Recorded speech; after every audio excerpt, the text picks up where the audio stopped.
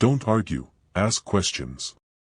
If your goal is to reach a solution and create a win-win outcome, arguing isn't the route to take.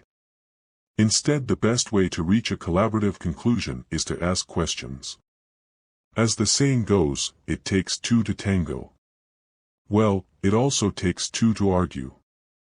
It is impossible to have an argument with someone if they don't participate. If your goal is to reach a solution and create a win-win outcome, arguing isn't the route to take.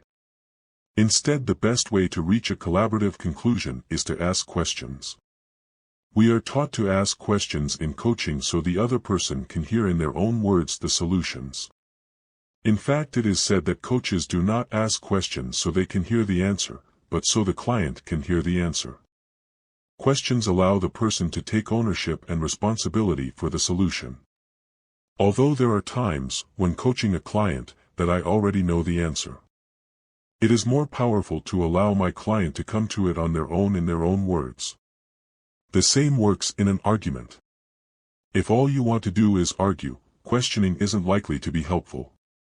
If you want to co-create a solution, questioning can assist in creating a solution that will be agreeable to both parties. As an adjunct faculty member at a local university, I find that it is useless to argue or try to reason with students when talking with them about their grades. The student always begins the conversation believing I am wrong and they are right, the foundation to arguments. By asking simple questions such as, "What do you think your grade should be?" or, "If you were the professor, how would you grade the paper?" the student begins to see the problem from a different perspective. Most of the time the conversation ends with the student accepting the grade or at least understanding why they earned it. Questioning allows them to work through the problem and think about it in a different way. I find this process helpful anytime there is conflict.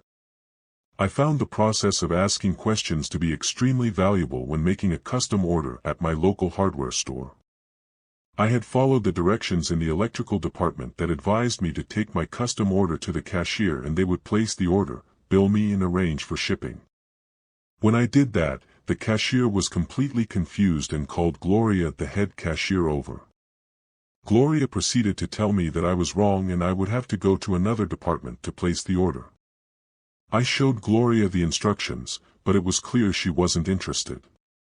Instead of arguing with her, I started asking questions.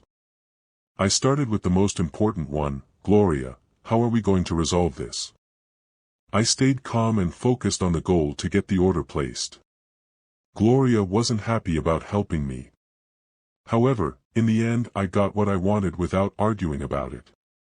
Questions helped Gloria and I stay focused without arguing. Unless you just want to have a good argument, avoid defending your position and focus on asking questions. Questions take the heat out of the situation and allow both parties to view the problem from a different perspective. Even if you know the answer, the other person will be more open to the solution if they are allowed to discover it on her or his own.